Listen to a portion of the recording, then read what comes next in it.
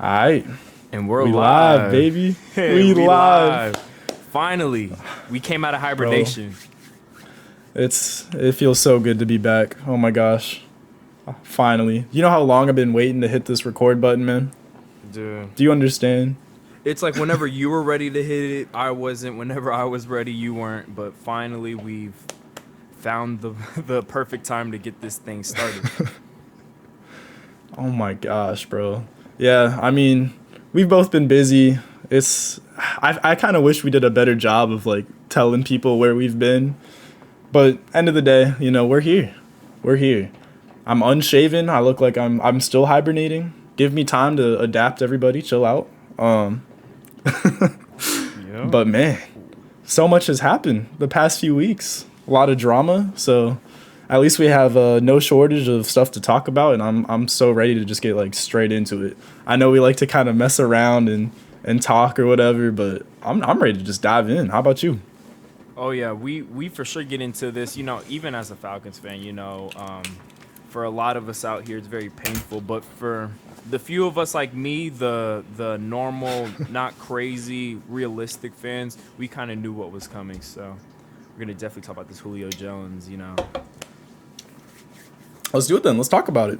Come Okay. on. I want So to let you. I want to hear what you have to say because you've been telling me you're like I got something to tell you, Miles, about this Julio situation. yeah, So man. please So break it down. this Julio situation, I think we all knew what was coming, especially after June 1st, because the one thing the Falcons needed to do was create cap.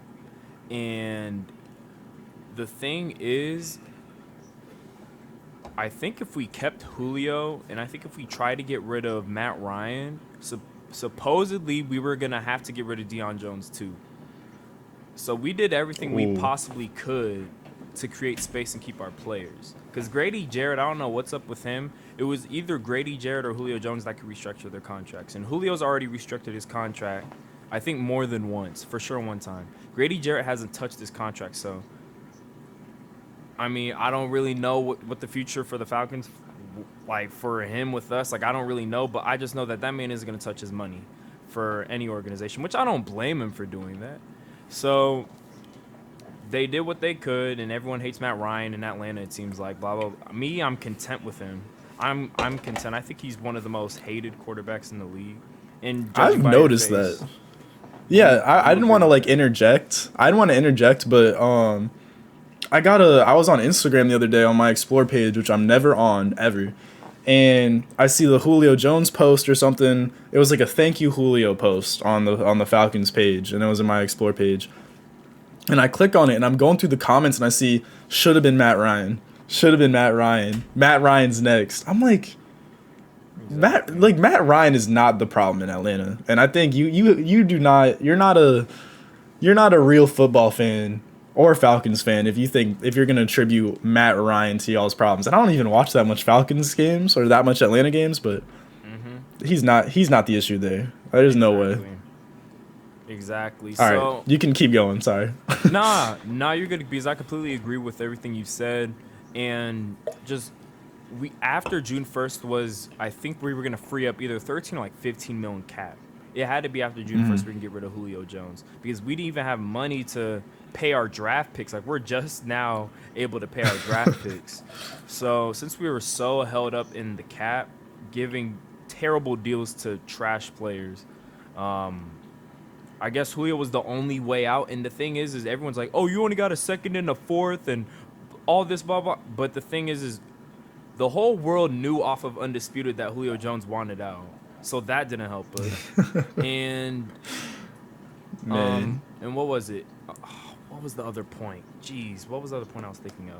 It was he wanted out, and the thing is if teams know you have to create cap, that's also You're missing leverage. Exactly. So they're Yeah. also taking on that cap, and they potentially have to sign him to a bigger deal too, because it supposedly he wants a new deal as well. So a team's not only going to take on that big contract for a 32-year-old receiver who's been on and off the field, because even those games when he plays, he gets on the field certain times because he plays injured a lot for the Falcons. Like if you're a Falcons fan, you know he plays injured and he comes in and out of Yeah. plays. He's not like an every down receiver. which granted I love Julio Jones, but over the past couple years he's been getting injured and he's up there in age. I still think he's a top 3 receiver just because he's Julio Jones. Yeah, it's But still to other Julio. teams, they're going to be hesitant on that, which I don't blame them. So us getting a second and a fourth, it's reasonable. I don't think that we should have gotten a first, because if I'm a team, why would I take on that cap, then again pay him more money, invest more money into a person who's been getting injured for the past 3 years, and then I'm gonna give up a first round pick for you when I saw what DeAndre got, what the Cardinals got for DeAndre? I'm not gonna do that. So that's just my sense on it. I think the Falcons did Hold the on, best you they just could cut this out a little bit. offseason. I mean, I Sorry, was just nah, you're good. I was just saying that I think the Falcons did the best that they could with the cap in they general. did. I They think did. Terry Fontenot and Arthur Smith have been doing a great job. And anyone who's saying that the Falcons sold with this Julio Jones thing, they just don't understand how the money works. Like, it's not like the NBA where you can just get rid of contracts and it doesn't really matter. Like, the NFL is a totally different hard salary cap situation that a lot of fans just don't understand. And if you love Julio Jones that much, then be a Titans fan. But I'm not like that. I'm going to still stick with my Falcons. So. Yeah. And the thing is, I actually agree. And one thing I wanted to point out for this just trade overall is I really think both teams won. I think the market for Julio going into the inevitable trade was just playoff contenders who might have needed one more like dominant receiver to really put him in that Super Bowl contention window, and that eliminates so many teams from possible trades, right? Like, all these rebuilding teams aren't going to want to trade for him. And then, like you said, your trade value is hurt not only from him unknowingly saying that he wants out, therefore losing leverage, but also other teams' knowledge of the Atlanta Falcons cap situation. That just gives teams so much more leverage to be able to trade. You know, it puts a less of a premium on the price of Julio itself. So honestly, I think the Falcons actually got what, it just works out perfectly. They were still able to get a second and a fourth for someone who they couldn't even afford to pay in the first place. At least they got something for him. And then the Titans got this dominant receiver to pair with A.J. Brown. Hopefully A.J. Brown is calmed down since trying to recruit him. That man has been going crazy since they got Julio, praising him, singing to the Most High.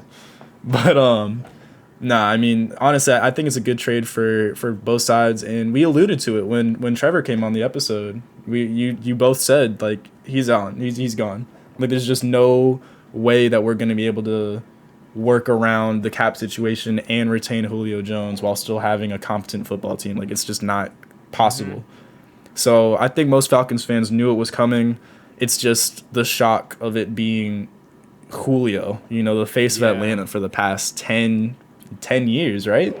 Yeah. So it really hurts, but hey, bro, we're in the Kyle Pitts era. I think people forgot we got Kyle Pitts with Calvin Ridley. And Calvin Ridley, yeah. So we'll see. Of course, they're not going to be Julio. Nothing's going to ever be Julio to Atlanta ever again, because that's a one-of-a-kind type of player. So he will forever be loved and missed. But then again, we got that man Kyle Pitts. So hopefully Arthur Smith can utilize that man, because I'm looking forward to this season watching him play for us for sure. And a second round pick, you never know you never know who you can get at the end of the second round. In the NFL draft, you can hit on players, whenever, but it's just more likely the higher up you draft. And second round, that's not bad. Who knows what Julio could turn into for you guys, and it could be something good waiting to happen there. But actually, that's a pretty peaceful discussion. I feel like people talking about Julio, it's always just something bad or something. That's a pretty wholesome take from both sides, I think. Just, it just kind of works out. I'm happy for him, too, because I do understand why he wants out, because he's nearing you don't want to spend the last few years of your career on a rebuilding team. Like, you want to go win. So I honestly do want to see the Titans win. Do I think they will win big in the playoffs? No. But, I mean... Yeah, no, I don't think so either. That's a scary offense, but that defense... I mean, that defense is still sus. I don't like that defense at all, but, I mean... At least it gives him a chance to attempt to win some meaningful football games, though. I'm still rooting for him. And it's an interesting team to evaluate heading into the season, because it's just such a potentially dominant offense that there might not even be enough of a contending force. Like maybe the defense doesn't have to be that good, you know? Yeah. Now I will say when the Chiefs defense wasn't great and they lost in the AFC Championship game to the Patriots, I mean it was still a really close game. They were really close to being in the Super Bowl and potentially winning that Super Bowl. But and they didn't have an amazing defense. Now they had great pieces, but so did the Titans on that defense, you know. So who knows? Maybe having that kind of dominant offense. I mean, when you have Derrick Henry, AJ Brown, and Julio, like Those are it's probably scary. three of like the most physical players at their position. You know, and it's also going to be interesting to see the offense of the Titans without Arthur Smith, because That's also true. You're right.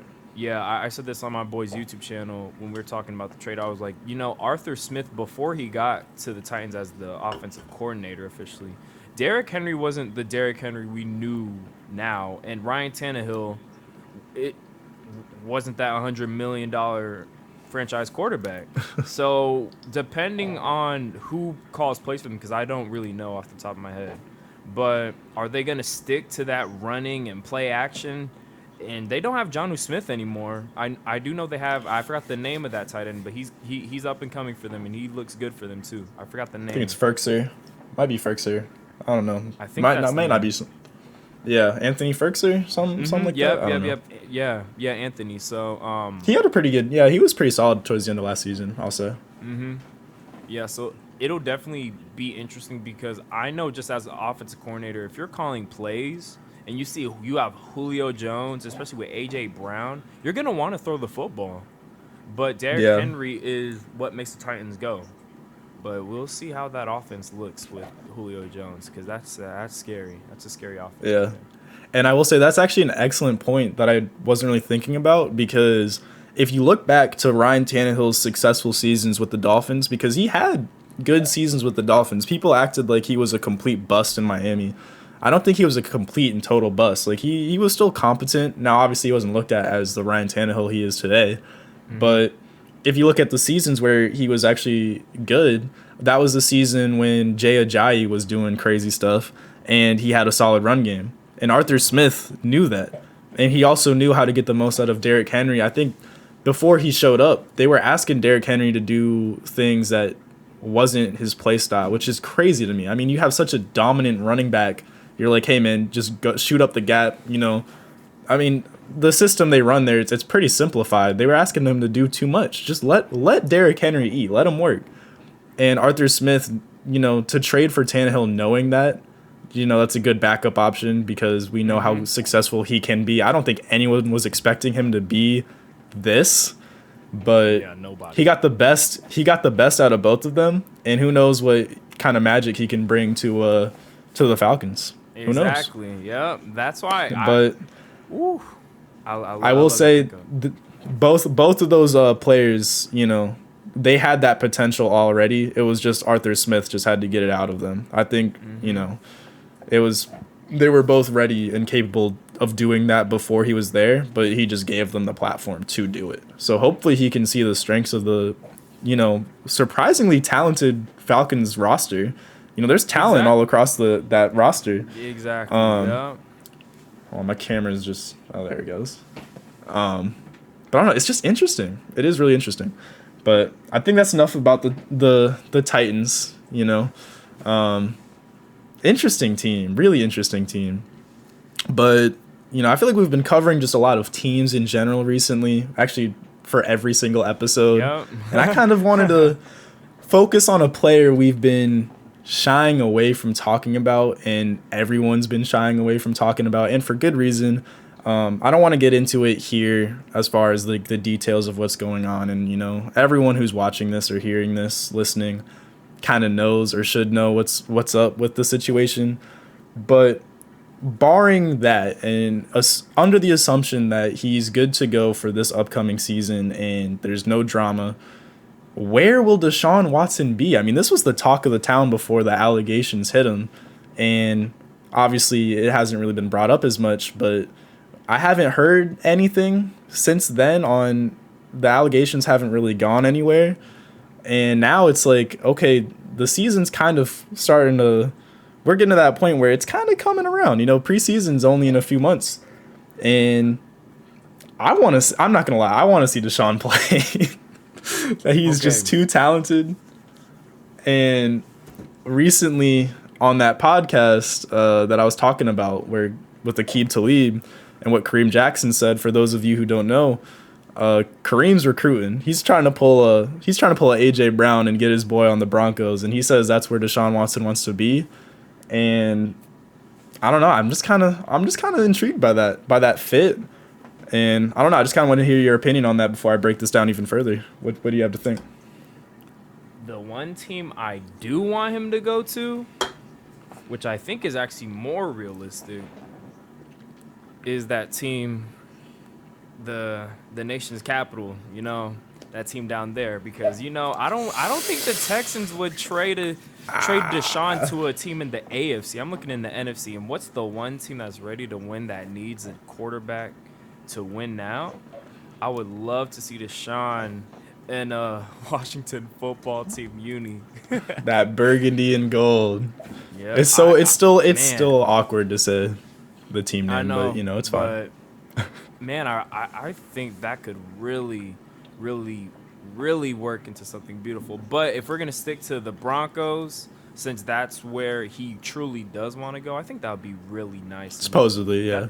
That'll be fun. We already talked about the abundance of weapons. You have 4 for sure, at least minimal number 2 wideouts.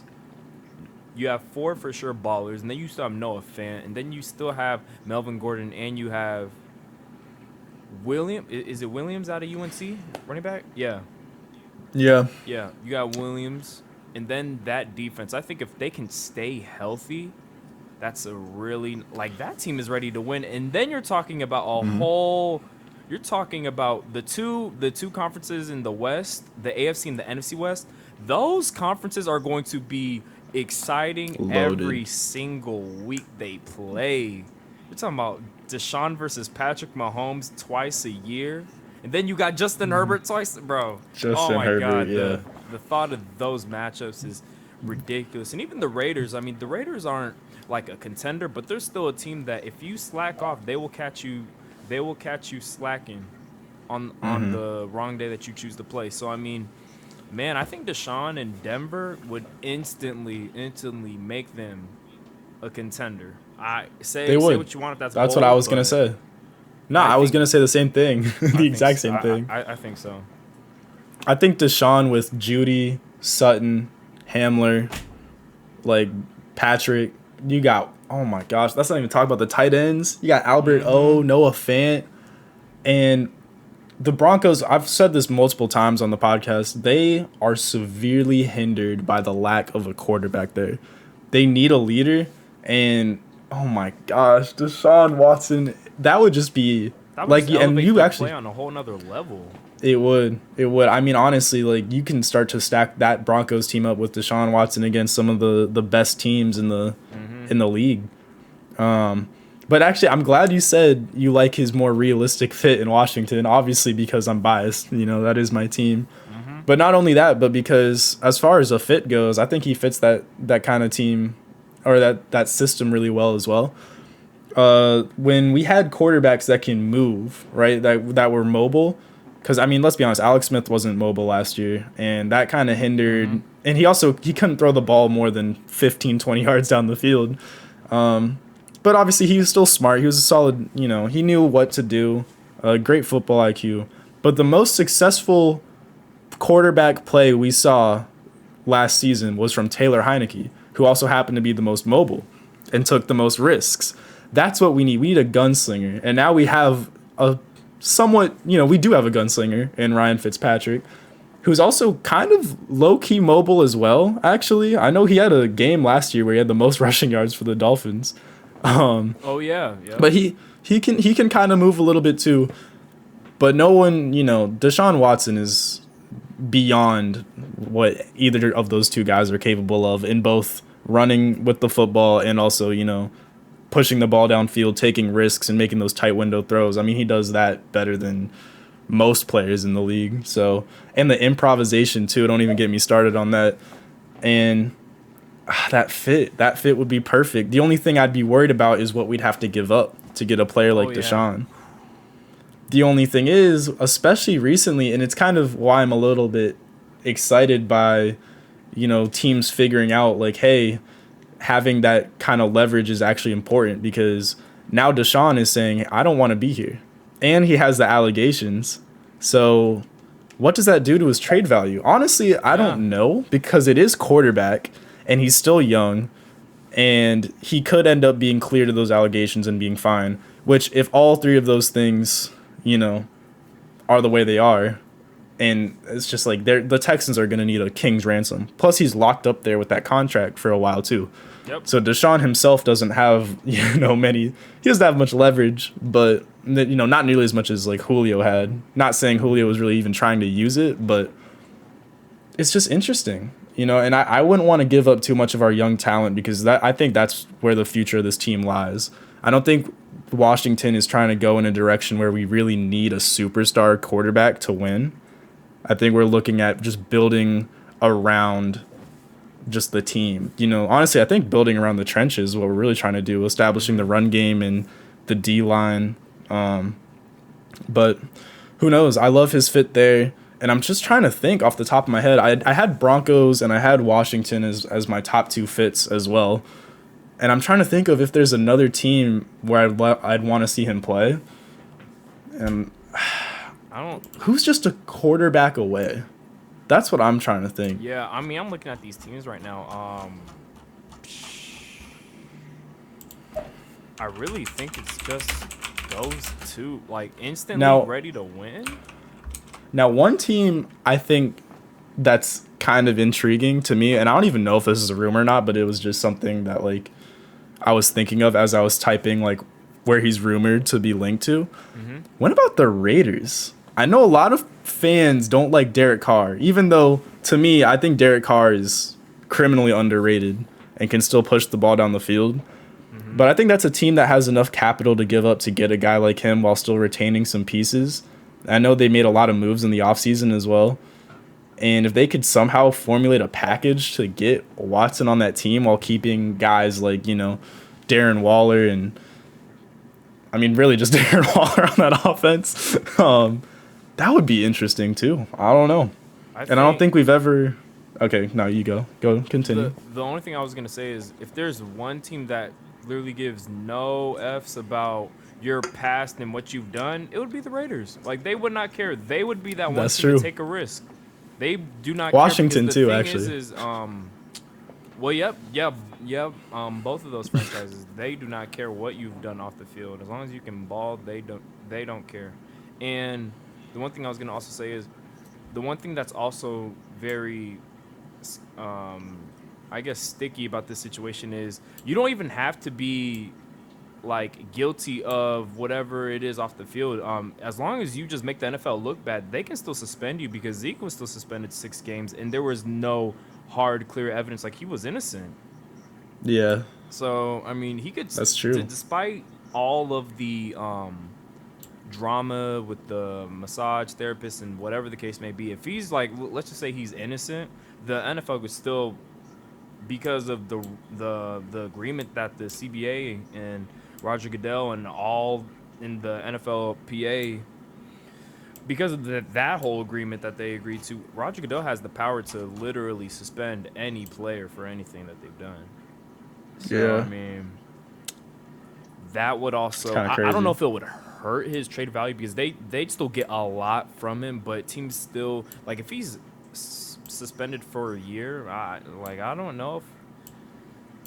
Would teams really offer a lot? Because it really does... Even though the Texans are going to get a lot, Deshaun has made it evidently known that he does not want to be there. He's not going to be there. Yeah, exactly. So they don't really hold much leverage. I mean, but then again, the Texans aren't going to give him away for nothing, though.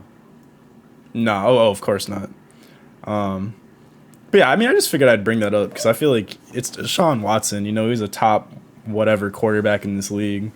I mean, and no one's really been talking about him for obvious reasons.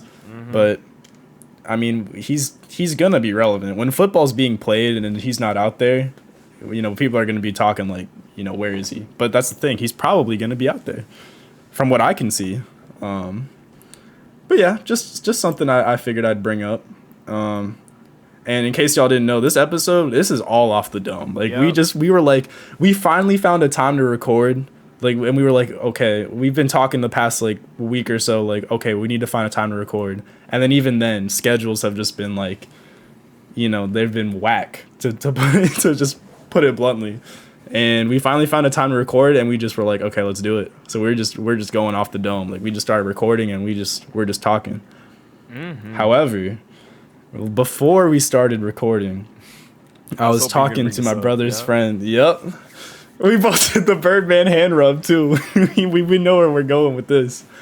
My brother's friend walks in, and he's a huge Seahawks fan, and he's like, y'all better talk about DK Metcalf, who's going to be a top 5 receiver for the next how many years. And he said as soon as next year, he's going to be top 5, which I thought was outlandish and crazy and ridiculous. It is. You're not wrong. But it got me thinking, because he kept asking, who would I rather have, DK or this? DK or him? DK or him? And a lot of times I was struggling to, like, piece together, okay, who would I actually rather have? Would I rather have this insane freak of nature athlete, dominant force with the potential to be as good as he's saying? He has that potential. Like, don't get me wrong. Or would I rather have the more established receiver who's more polished in his routes and, has probably better hands? And I don't know. I don't know what we could call, if this is even a segment or anything, but I'm interested to maybe pull up some receivers and compare and just see. Like, I don't know. Okay. Who would you rather have? Honestly, I feel like I'm gonna throw I'm gonna throw the first receiver out there. Okay. His college teammate.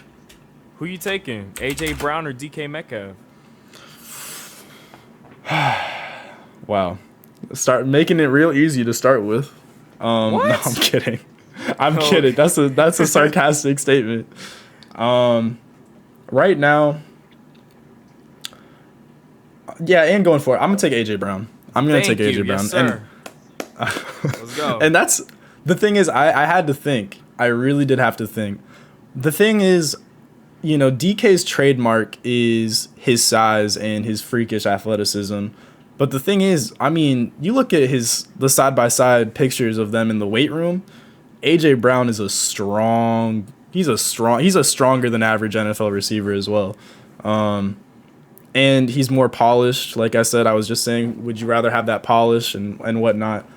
But, I mean, AJ Brown, I don't want to say he's underrated, especially now that he's getting all this attention with Julio. But, I mean, he's just a flat-out beast. I don't really know how to describe AJ Brown's game. He's just a very, very good NFL wide receiver. He just kind of does everything really well. So, yeah, I think because of that, and because I think, and I was talking about this earlier, I think he's more of God, I'm like stumbling my words. I think AJ Brown is a more complimentary receiver than DK. I think you can line up a receiver next to AJ better than you could with DK, because I think DK is too one-dimensional. But you said you agree, but I'm curious to hear why you agree, unless it's for a similar reason. It's basically the same reason. I mean, I don't really know how to put into words why I would pick AJ Brown better than DK, because you worded it perfectly like how I would. But I would just basically say AJ Brown is like, he's not like super elite at one specific thing that separates him, but he's just really damn good at doing everything out of a receiver. Like, he's not easy to bring down. He's very physical. We saw what he did to that Ravens defense on that crazy touchdown rack that he was able to do. And just like what I was saying with the rack, he can still, once he gets the ball, he can still get you a lot of yards after the catch. Oh, his yak? Yeah. Yeah. Oh, yeah. For sure. Yeah. Yak. Wait, yards after catch. Yeah, not rack. Yeah. Yak. Yeah, the yak. My bad. Yeah. And I mean, run after catch. Yeah, that works too. But, whatever. Yeah, I mean, he split with Corey Davis. Like, Corey Davis still had a really good year last year, and he was still able to get 70 catches. and he averaged about like 77 yards a game, and that's with Derrick Henry in the backfield too. So Derrick Henry's taking the workload majority on offense, and we'll see what he's able to do with Julio side by side. Man, I really think that AJ Brown's gonna his name's been coming up a lot because of like you said with the 'Cause Julio of- Jones talk, but people are gonna really start noticing him when people start watching the Titans because of Julio Jones and seeing how valuable he really is. Because I think a lot of times people just look at DK Metcalf as on Instagram or on TikTok or ESPN and just see all the highlights he makes because of how big and physical. Like he's a much more marketable athlete. He is. So that's yeah. why everybody is so in awe of him. Which, granted, this isn't like we're trying to show like why he's overrated or why he's not. Oh, good, no. Because we still have the utmost respect for DK Metcalf because he's a straight baller. But it seems like he went from like the most overlooked to like now the most just like, can we just chill out for like 2 seconds? Like we get the potentials there. In 2 years, he could very well be better than AJ Brown, but let's just relax and let's wait until he's a more polished receiver and see what he can actually do because he's only going to get better. Right. So that's my only thing with that. Okay, I think I have a really good one for you. Okay. Well, this is interesting. I can't even think of this one off the top of my head. Especially after last year. Okay. DK Metcalf or Chris Godwin? Man. Yeah, if I make him think, that's a good question. There you go.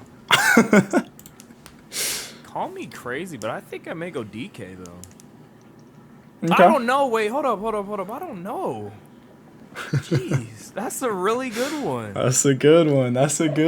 Jeez. If you want, I can go first since I asked. You know what? Actually, I'm gonna go with DK. Okay. I think. Fair enough. You know what? You go first. I'm going back and forth. It's too I'm much. going- I can't handle it. I'm going DK as well. And it's tough because I don't know if it was just for one season or for right now, I think it would. I mean, and I guess that's kind of how we're doing it now. Like, who's better? I still think it's DK, and it's hard to explain why. But because I think we've said the word one-dimensional with DK a lot. He's still a good just because he's one-dimensional doesn't mean he's not a good overall receiver. Like, he's a beast receiver.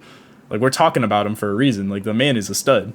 So, I don't know. I just think DK can take over a game more so than Chris Godwin for me. Okay. If I'm agreed. So for me, it's like, okay, you have one drive, right, to win you the game, and who would you rather have lined up as your receiver? Would you rather have it be Chris Godwin, or would you rather have it be DK? And for me, instinctively, I'm picking DK because I just think he's more of an X factor, right? Like, he's going to make that tough catch that, Chris Godwin is capable of making, but, you never know. And he also has that deep threat ability. It's just, I don't know. And that is nothing to discredit Chris Godwin because it's a hard choice for me, which is why I even asked. Like, Chris Godwin, I don't know if he's underrated anymore, but for casuals who don't really know about Chris Godwin, like, he is a beast. Like, maybe he is a little bit underappreciated just for how good he is because he's been playing alongside Mike Evans, but Chris Godwin is that dude. It's just, I think DK Metcalf is more of that dude. It's not a very good logical argument, but I think that's just I'm pulled towards the element of DK and what he brings to the table on my offense more so than Chris Godwin. That's the only thing I can say there. And how do I? Jesus, my mind's just going crazy. It's hard to. Yeah, I can't even formulate my words. Jeez, maybe we also need to see how Chris Godwin would look like without a Mike Evans on the field with him as well, because I think it's pretty universal that Mike Evans is the better receiver between the two, which we don't want to make it so that it's like, oh well, this receiver has so and so on his team and this receiver is the number one option, so by default the Yeah. number one receiver is going to get. Like, no, there's like obviously Justin Jefferson has Adam Thielen on his team, but I think we can all realize that Justin Jefferson is still a top 10 receiver in the league. So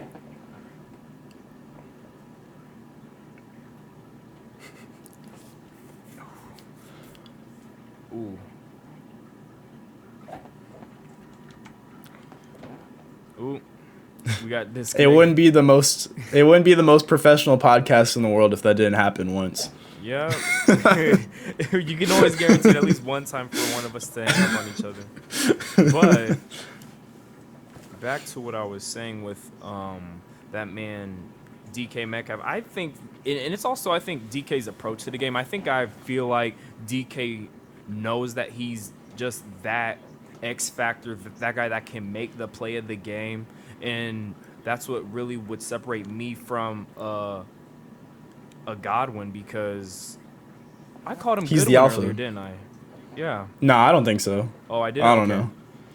Yeah, but Chris Godwin, I mean, not to say that I don't think that Chris Godwin doesn't believe in himself, but it's just the way how both of them play on the field. I think DK just, it feels like he knows that he's, like, he would make that one play. Like, not even one drive, if I know I have to throw it up for him for one single play, I'm going to take DK. I mean, I think that he will be able to show up ready in the moment more so than Godwin. But Right. that's not even to disrespect him, because we play him twice a year and he always does damage against us. So I know what he's about. The big thing for me was that made it hard for me to pick DK was how sure Chris Godwin's hands are. I mean, barring the playoffs, which were just like weird a little bit, because I don't think Chris Godwin was really himself. I think there was reports of him having like some injury stuff going on too. But Chris Godwin has some of the surest hands. Like, you throw it to Chris Godwin, like, he's catching that thing. And that's where DK lacks. And for me to kind of, my big thing for receivers is hands and route running. Like, those are my two favorite qualities of a receiver. And Chris Godwin excels at both of those, where that's DK's downfall. But I'm not afraid to go, do something different and pick DK here, because like I said, he's just more of an outlier. Okay. But so yeah. Since you're so big on route running and hands, let's do another one. Why do I feel like I know where you're going with this? But continue. Adam Thielen or DK Metcalf? I was going to ask you that one before I picked Chris Godwin, because I don't know myself. Man. And then after this question, and you go, I have another one, but it's not going to include DK. It's going to be very interesting to see the next one, though. Okay. But Adam Thielen or DK Metcalf? that's a tough one, man. I think I'm going to go Adam Thielen for now, right? I think, like, right now, I'd rather have Adam Thielen. I mean, obviously, going forward, I would take DK because of the age. But I think right now, yeah, Adam Thielen is he's a better receiver. And Yes, and the reason I say that is because I just think Adam Thielen, like, compared to Chris Godwin, like, I feel like there's not really much of a question there, right? Like, I'm gonna take Adam Thielen over Chris Godwin for sure. Yep. Just because, like, he never even had that question of, like, oh, did he not show up in the playoffs? Like, what's that about? Like, Adam Thielen, that season where he had, like, how many 100-yard receiving games in a row? It's like he's so consistently good. He's so consistent. Like, you're not going to be able to really, like, shut him down without sacrificing letting other receivers shine. You know what I mean? And it's kind of, and I'm not comparing these two at all, but it's kind of similar to, like, a Julio Jones effect, where, like, if you're trying your absolute hardest to shut down Julio, double and triple teaming the mess out of him, it lets other Falcons receivers, like, shine. And that's not to discredit Calvin Ridley either. I keep kind of jumping between those. But I feel like it's kind of helped in the development of Falcons receivers who maybe wouldn't have been able to get on the field, like a Russell Gage, somebody like him. And for the Vikings, I'm trying to think of his name. Like, even Chad Beebe. Like, Chad Beebe would not even be known by any NFL fan if it wasn't for having receivers like him, like Adam Thielen or Justin Jefferson lined up. Mm-hmm. But, you can't really talk about Justin Jefferson really without bringing up like Adam Thielen. I feel like Adam Thielen helped Justin Jefferson in a way by taking some of the load off of him and letting him come into his own as an NFL receiver. Oh, yeah. And I just don't think DK has never had that impact. He's never really helped out his receivers like that. He does with Tyler Lockett, but it's just I feel like Thielen has more of a impact to me. And he also does the things I love, hands in receiving or in route running. But yeah, that's a tough one though. That's still a tough one. We're not discrediting DK. I don't know how many times we're gonna have to say that. It's just like it's so hard to choose. It's so hard. But yeah, that's my pick. Would you like to? There's nothing really else for me to add. If anyone knows me with football, they know how much I love Adam Thielen. I would literally cop this man's jersey. This man, Adam Thielen's a baller. So nothing else to really be said. Hard You basically work, hit the bro. nail on the head. Very, very consistent. Very crafty. Makes a lot of great plays that no one talks about. Like that one catch in the playoffs against the Saints was ridiculous. Man, this man just knows how to make plays, and he's and the word consistent is just the perfect word to describe Adam Thielen. Like he may not be the flashiest player, and you may not really know his impact on what he does for his team, but you can win a lot of games with Adam Thielen as your number one. As your number one. I think he's a number one receiver in the league. I'm sorry. Yeah. That's the thing. I think now, honestly, I think going forward, heading into next season, I know this year, especially at the start of the year, Adam Thielen was helping out Justin Jefferson, like more than Justin Jefferson was helping out Adam Thielen. And then I think once we got to like the midway point of the season when Justin Jefferson like established himself as that dude, I think they both helped each other out like almost equally. They're both like equal level like impact to the game. The other thing for me is going forward, I don't think it's going to be long before Justin Jefferson helps out Adam Thielen more than Adam Thielen helps out Justin Jefferson. But that actually leads me to my next one, which this one I actually think is maybe not the best. Like, I think it might be kind of easy to decide who's the better receiver between these two. But it's also interesting because I feel like my take on it will be kind of interesting. But for me, I guess this might be the last one because you were going to say two other receivers. But for the last one for DK, I have either DK Metcalf or DJ Moore. Who you taking there?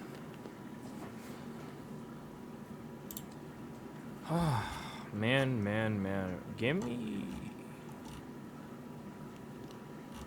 I feel like come on, like I know this one. I think honestly, I'm gonna take DK Metcalf. Okay, so we've agreed on all of them. Yeah. Yeah, we agreed on every single one.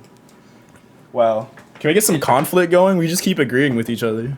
Yeah, exactly. I don't know. I mean, it's just. Do I really think DJ Moore is that alpha number one receiver in the future? I don't know. I really just is nothing really against DJ Moore because he has speed. Like that man can go down the field and make any catch, and he can also make a lot of contested catches too. He's not a one-dimensional type of receiver, but I mean,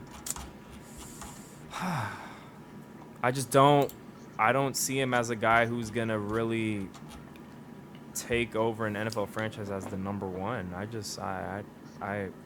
That's the one thing that's really deciding for me is I think DK eventually is going to hit that stride. He's eventually going to be a top 5 receiver. And I know we're talking about right now, but even if we're talking about right now, like DJ Moore to me isn't even a top 15 wide receiver. And DK's at least a top 15 wide receiver. So that's fair. Say. Now, to me, I think it's a lot closer than you almost made it seem there. Not to say that was a bad take or anything, but I have them in the similar tier, and why it's so close to me is because I think they're both on the cusp of breaking out. And you were saying you don't really see DJ Moore really becoming this alpha. or you don't know at least, right? You don't know. You didn't say you didn't see it. You just don't know. I think we might see it, especially when you have. I feel like he's been kind of limited with his quarterback play. Not to say that Teddy Bridgewater is inherently bad. He's just a very conservative quarterback. Mm-hmm. And now we have a gunslinger in Sam Darnold. I'm saying we. I'm not a Panthers fan. But they have a gunslinger in Sam Darnold. And I'm seeing the stat now. DJ Moore's 18.1 yards per catch was the best of anybody in the league, I think. Or was at least near the top. Right, it was close to the top. Maybe not the best, but it says here like 18. Yeah. Yeah. So, and that's with a conservative quarterback throwing you the ball. I mean, elite athlete, just in a different way. He's more of a twitchy, quick, juke kind of athlete, and DK is more just straight physical athlete. So it's weird. I think they're both polar. They're very different receivers, but in a weird way they're similar because they use that athleticism. Mm-hmm.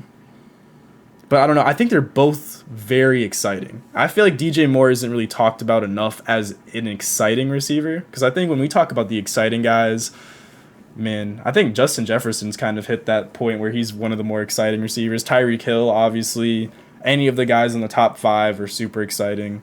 But even like the twitchier guys who aren't even known as like elite or the top of the top, I feel like DJ Moore is like not really talked about like that. Like he isn't one of the most elite, guys for run after the catch or, twitchy and just explosive. And those are my types of receivers that I love to watch. I love to watch those types of guys. But yeah, I'm just excited for both of their futures. And honestly, next year we could even be saying DJ Moore over DK. I don't know. Wow, you really think so? I don't know. Because the thing is, I don't think we've seen DJ Moore unleashed. I don't think we have. Okay. I think we've seen, like, we talk about quarterbacks limiting receivers. DK's got Russ. DJ Moore hasn't had that guy. Yeah. I mean, he has had that guy more so than Terry McLaurin, who I think is better than... both of them. I literally was just talking about... Yeah. Both? I think Terry's better than both. I agree. I agree. It's just funny because I think we agree so much, but the majority of our audience would probably be like, what are these dudes agreeing about? Like, they're talking about it like it's normal, 'Cause these are very, like, close races between receiver. You know what I mean? Like, these are very... You could argue either or for all of these guys. And we're just like, nah.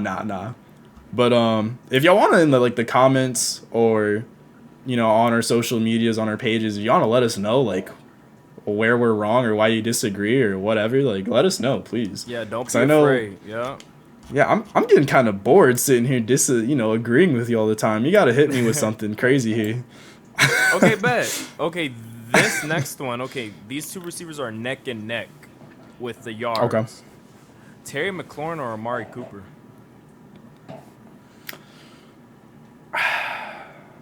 See, I've been asked this before, and my answer is not going to change, nor will my reasoning be. But I don't know if I'm going to be able to explain why it's not bias very well. Dang, but to me, Terry again? I mean, bro, you asked the Washington fan if you thought the Washington player was better than the Cowboys player. Come on, bro. I did not. Come on. Yep. But I mean, the thing is, for me, okay. I got a better one. We don't even need to get into that. Yeah. I got a better one. Okay. Tyler Lockett or Cooper Kupp?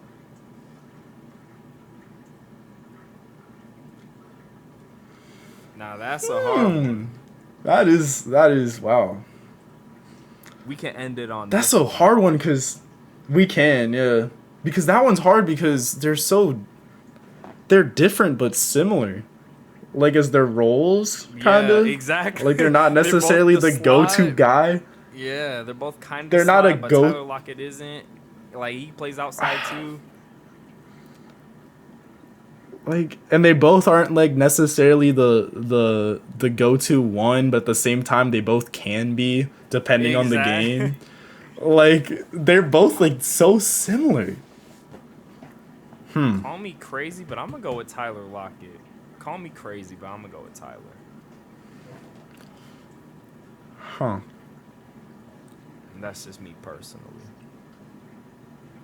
Maybe a little bit biased, because I am a Lockett guy. I think he's one of the most underrated receivers in the NFL. I think for both a of these minute guys now. are, man. I think both of these guys are. Oh yeah, for sure. Yeah, Cup is underrated too. Okay, I think we finally disagree.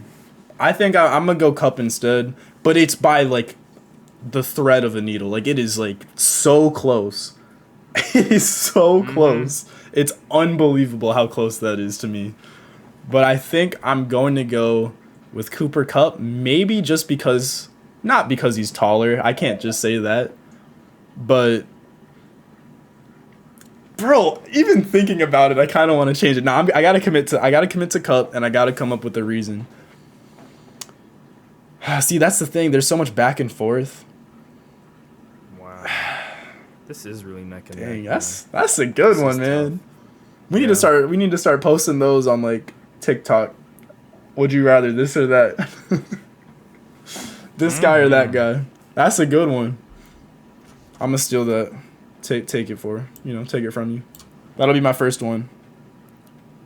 Hey man, on my TikTok, what I'm gonna start doing for basketball, I'm gonna do like who deserves to be in the Hall of I'm gonna do like, okay, how do I explain it? I either want to do like who's better or who deserves to be in the Hall of Fame like more, like Celtics Rondo or Warriors Iguodala. Like I was gonna do that as like my first one, but keep it as like a series though. Bro, can I mean, I know my basketball too, but let's not act like Celtics Rondo has a better case than Warriors Iguodala. Come on now. Go with Iguodala, but okay, that's just me. All right. Well, we're not gonna get into that. Right yeah, now. exactly. Yeah. We're not gonna get into that. We're on the football. Yeah, we're on the football. Yeah, dang. Okay. Cooper Cup, and I think honestly, I might just make it be the size thing. Pause. Let me go back to when Trevor called me out for saying I'm not a big size guy in the mock draft. But yeah, I just think maybe that just allows him to do more. I don't know. Like they're just so like I'm just trying to think of what one does that the other doesn't do. Toe tap catches, separating on their routes. Can be a deep threat, but not necessarily their game-ish. It's like, I don't know. It's like they're asked to do the same thing from their team, and they both do it to the best of their ability. And it's like, I don't know. They're both up there with the. Yeah, I think they're both up there with some of the best complementary receivers in the league. As far as a guy who you can just pair up with any receiver and they're still gonna play well, and they're gonna let the other receivers like do their thing. 100%. But I will say though, Cooper Kupp to get his name out there. Let's see what Matthew Stafford and him can do together, man. Let's see what Sean McVay can draw up with them, because with all due respect, Tyler Lockett has a top 3 quarterback on his team, and that boy Cooper Kupp had Jared Goff. So let's see if Sean McVay can whip something up with Matt Stafford. I hope so, man. And what are we even gonna talk about next? We gotta have one more topic, and then we'll call it an episode. I think that's the game plan here. Since this is such a sloppy episode of just getting back into the swing of things. Yeah, this is what you thinking? But, do you think we should switch the warm it up up since it is for the playoff? The NBA playoffs are here. Like we gotta at least acknowledge some of it. Even though we are a straight gridiron podcast, but we gotta at least do a little bit. Well, who knows, man? Going forward, who knows? We're still figuring it out as we go. We're finding our niche. I mean, I'm in a whole new setup right now. I like us kind of figuring it out. As we go along, which is the whole basis of this episode, anyways. But I'd be down to talk NBA playoffs, because I literally was texting you yesterday during that Suns game with my take, which I guess I don't know if you want me to just share it. Maybe go into it, but. I'm totally down to talk these playoffs. Go into it, dude. Yeah. Okay. branching off from football. So for those of you who came for football, shouts out, you know what I'm saying? Leave a like, share, whatever. But for those of you who are just all sports fans, y'all like to watch basketball and football, let's break down these playoffs. And specifically, I want to talk about the Phoenix Suns. Now, I watched a little bit of the Phoenix Suns during the season. You know, I loved what Chris Paul was doing, how he just turned that team around. Maybe not necessarily turned it around because we saw what that team was doing in the bubble, but I mean, that team, when you talk about balance as far as offense and defense, I mean, obviously, their other contender in the West, I mean, I think the top two are easily Jazz and Suns. I mean, they finished 1 and 2 in the Western Conference this year, and I think those are the two early favorites to make it to the Western Conference Finals. Both of those teams are elite on offense, and they're elite on defense. But something about that Suns team just makes me think, like, outside of Brooklyn with just that pure talent, like, what? I don't see them being challenged. I don't know. They look insane. Like the way the offense was moving, and you know they handed the Nuggets their biggest loss of the season. Which, I mean, granted, they lost Jamal Murray late in the season, so for most of the season they had Jamal Murray. But I don't know. It's something about that team and the way Chris Paul has them boys playing, and just to see. I mean, before the series started, people were picking the Lakers to like win and, you know, be like, okay, they're gonna go on the run. They have LeBron. LeBron is always in the finals, and the Suns made the Lakers look like. I mean, they made LeBron give up. I mean, we all saw LeBron jogging up and down the court. Like, they made that man give up, and that is potentially the greatest player in basketball history, like in the history of the sport. So I don't know, man. Something about this team just makes me feel very confident in their ability to make it to the finals and potentially win themselves an NBA championship. Now, granted, I don't think they can get past Brooklyn. I think that team is just too loaded. I think they should be everyone's favorite to win the finals, but I don't know. I want to see the Suns. Right now, I want the Suns to win a ring the most, especially because they got Chris Paul, who's one of my favorite players of all time on that team. And he deserves a ring so much. So I don't know. I'm rooting for the Suns, man. You can call me a Suns fan for the rest of these playoffs. Bandwagon. Interesting. You said you don't, outside of the Nets, you don't see them getting challenged. And you know what? This is the first one we're going to actually for real disagree. I think Utah. Well, first, before I get into that, shout out to the Atlanta Hawks. This man Miles was talking so much ish about the Knicks beating these Hawks. I said Trae Young and the Hawks are going to surprise the NBA world. They're going to put the NBA world on notice. And what they happened, did, Miles? What they happened? They did, bro. I mean, look, they impressed me. They impressed me a lot. I won't lie to you. I've been so caught up with football and, you know, getting this podcast jumping, even during, you know, the earlier parts of the regular season of the NBA, that I've really just kind of started to really focus on the NBA, which is weird. It used to be the other way around for me, but just ever since I switched from basketball to football, I've just been all football. But since getting back into the NBA, which you've kind of helped me do, just from like coming over and watching the Hawks play, and obviously the Wizards going on that run to even make to the playoffs, which I thought was impossible with Scott Brooks there. But yeah, I mean, I don't think I watched enough Hawks basketball to see like how good they were playing. Because I'd been caught up with the Knicks, you know, and I think the NBA is a better league when the Knicks are in the playoffs. Yep. I think everyone agrees with that. And I mean, look, I'm back talking about the NBA, which I haven't done in so long, and I feel like I haven't done that since Melo was up in New York. So, I was just asleep on the Hawks. Like, that is a well-coached. That was what surprised me. They are a well-coached team. They truly are. Like, McMillan has them boys playing. He's got them boys hooping, bro. Like, both sides of the ball. And I mean, he's making Trae Young's, you know, to put it bluntly, poor defense not be as much of a concern. he's just surrounded him with the types of players that Trae Young needs to be surrounded with. And I'm just impressed. I'm impressed, and I think that future for the Hawks is something serious. Oh yeah. You know, I think The future's looking I'm bright in excited. ATL, no cap. But anyway, Finally, some hope. I'm not even an Yeah. Atlanta fan. finally some hope indeed, especially for the Hawks, man, because the Falcons are gonna be probably down bad for a couple years. So we need at least Yeah. one team to uplift us. But anyways, getting back to the Jazz, I think if the Jazz can pull off this series against the Clippers, which I expect them to do, I think that the Jazz are gonna, I do too. I think the Jazz can do it to the Clippers. No, not only to the Clippers, but to the Suns. I think the way how Donovan Mitchell's been playing ever since his rookie year, what he was able to accomplish. I love Donovan Mitchell, man. Yeah, same, man. And then I knew this he isn't was even with finna be a Mike beast. Conley. Now Mike Conley comes back because you're going to need Mike Conley to beat the Suns.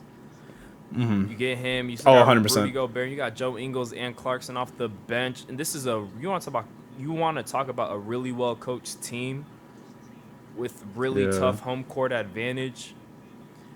That's gonna be a fun series. And I just think this is the year. Like if Donovan Mitchell can lead this Utah team to an NBA Finals, he doesn't even have to win. We got to start putting some respect on that boy's name. Like, I want to hear this man as a top 3, top 4 shooting guard in the league. Because everything that he's been able to do ever since he's came into the league has been incredible. This man is the next Dwayne Wade. You heard it here first. He's the next Dwayne Wade. If he can I disagree just because I think their play styles are different in a way. Just purely because of the 3-point line. Donovan plays way more around the 3-point line than D Wade ever did. I'm not even just talking shooting. I think just getting his team involved in, like, you know, using the 3-point line, and which is easier to do with the way that the Jazz have kind of orchestrated that roster around him. So I just think their play styles are different. But I mean, maybe the impact they have for their team is very similar, right? Like D Wade was that, you know. I don't know. I love me some Flash, but yeah, I mean, and that's the thing. I think that's a series that could go down as the best series in the playoffs. I mean, I know that Mavs Clippers series is going to be hard to top. Because, I mean, the away team winning the first 6 games, never happening in NBA history, that was pretty crazy to me. But see, bro, the Jazz is yeah, I don't know. It's just the thing is for me. Yeah, I actually like the Suns matchup with the Jazz. I don't know. I think the guard play overall, I think that's just a fun matchup, right? CP3 and D-Book against Mike Conley and Donovan Mitchell. That would be so But fun. I like right now, honestly, D-Book and Donovan Mitchell. That's a good who would you rather have right there, to be honest. Yep. Me and my boys were talking about that earlier.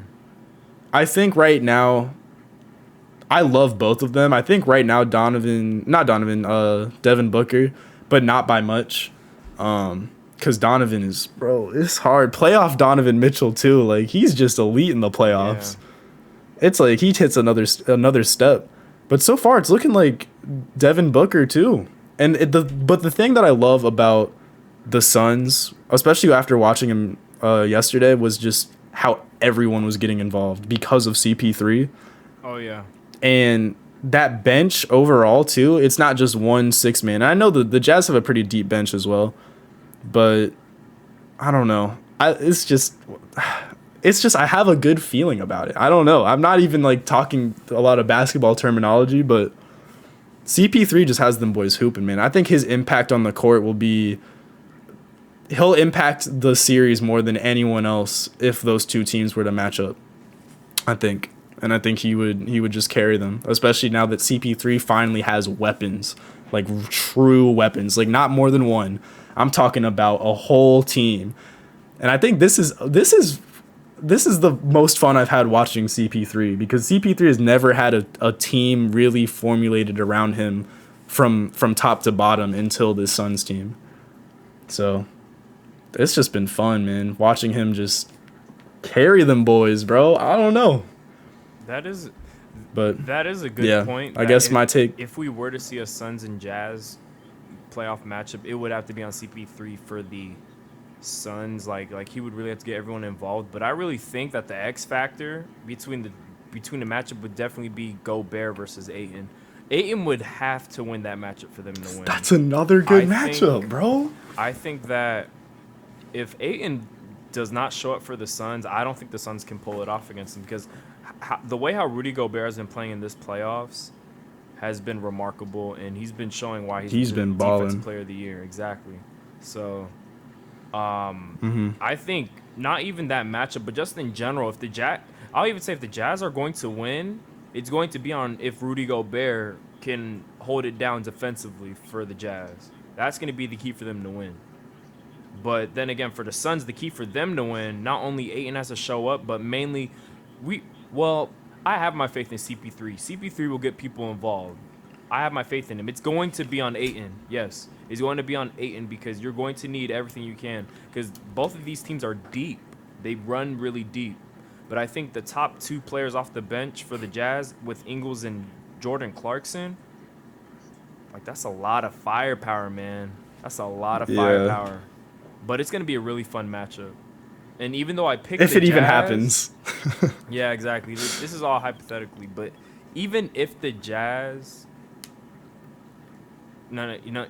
even though I say the Jazz are going to win, I'm still going to, Jesus, wow, the phone call threw me off. My bad. Okay, even though I, Nah, you straight.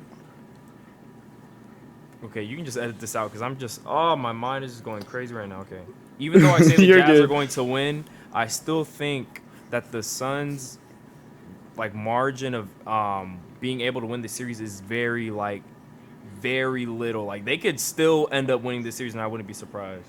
Like it's very little. It could go either way. It's a seesaw. It's just why I want literally if the NBA Finals could consist of any teams as long as the Nets aren't in it, I think this will be one of the most fun finals I've ever gotten to witness, honestly. Just because I want to see something different. Yeah, I'm really rooting for the Hawks. I would love to see just obviously. deep ass teams, man. Like Yeah. not any like crazy superstar, just to see two just low-key teams that no one really expected because even though the Suns and the Jazz were the top two seeds in the West, no one really expected them to come out on top. Yeah. Just two deep-ass teams that are really well coached. That would be a fun series to watch. That's true. Okay. I think that's honestly after talking the NBA, this is something we could for sure incorporate in some future episodes. I had fun. Mm-hmm. Yes, This is interesting. Prospects, man, we could go all over the place with this now. We just busted the podcast wide open. Yes, sir. We're gonna have topics. I know you've been waiting to talk about the NBA too. I know you do that on your own time. A little bit. Yeah. Just a tab, but it's nothing like football though. At the end of the day, football's still football. Football's number one. Yeah, football. I agree. But basketball's it might not be a close second, but it's a for sure second. Like nothing else is it's a gap between football and basketball. There's no other sport, touching either of those. But I will say, for this being off the dome, having our call drop 3 times, and us not doing it in almost 3 weeks, I think we did a pretty good job, honestly. I agree. Yeah. Yeah, and it was on a whim. It was late. I'm not even where I usually am right now. I'm in a completely makeshift setup. And I was, a little tired too. But man, it's just like once you start talking, once you get on this, it's like that's why I didn't even want to stop. Yeah, I know you just start spitting. You just start going crazy. No cap. But yeah, I'm hoping, and that's what sucks is like honestly, I can't promise that we can stay super consistent right now. Just with how hectic both of our schedules have been and still are. It's been hard to find time. But I will say coming sooner rather than later, I'll be a lot more available to be able to record. So hopefully, we can start pumping out more consistent videos. I know our first 4 or 5 episodes, they came out relatively consistently, and then we just kind of dropped off the face of the earth. So for those of you who are still listening now, who have like patiently waited and been wondering where we are, thank you so much. Honestly, like that's actually y'all are the realest, you know, to be able to wait and listen through this whole thing, provide feedback. Like we say it every episode, but especially after us not being consistent, to show that kind of support is like super awesome. So thank you guys so much for your patience. And I'm telling you, once this NFL season starts, we keep talking about it, man, we're going to have so much to talk about. It's going to be crazy. But sorry once again for the break, but hopefully we'll be pumping out content consistently sooner rather than later. And that'll be my send off for myself. But you got anything you'd like to say to close out? Honestly, thank you for whoever's been listening this far, and my man Miles couldn't have said it any better. We have been slacking, you know. I mean, I'm not gonna make any excuses for ourselves, but summer has basically kind of kicked in for us, so it's been very difficult with us working and, you know, trying to relax, and it's been a very stressful, not only semester but whole year for everybody, you know. So we're gonna try to stay as consistent as we can, but if you've been rocking with us, we definitely appreciate that. It feels like at the end of every episode, we just go on like a 10-minute just whole dialogue on how much we appreciate you guys. But it truly comes from the heart that, you know, we are taking time out of our days to do this for you guys, and you guys are actually listening to it and giving us feedback, and it truly means a lot. And for sure, when this season comes around, we're going to be the definition of consistent. We're going to be dropping content. Yeah, I already know. Stop. It's going to be ridiculous, so you're not going to want to miss out. So once again, just thank you guys for tuning in, and it's always a blast. Like, even though we forget to really either come up with topics or show up for a day to really try to figure out to record, but once we just do it, it's just so much fun. Like, we get reminded each time. So it's always a vibe. Yes, sir. Yeah. It's always a vibe, bro. The best vibes, the most professional vibes. The most professional on YouTube. vibe. Yes, sir. But yeah, I think that's a good send off. That's a great way to end the podcast. Is just showing our appreciation. Hard not to do so, but once again, thank you guys so much. If you liked, please share. That's the big thing for me, is just sharing it with whoever you think would enjoy it, or who you know likes sports, more specifically football, maybe basketball. Who knows? Something we might look into doing in the future episodes. But for now, this is us signing off. Thanks for tuning in. We'll see y'all in the next episode.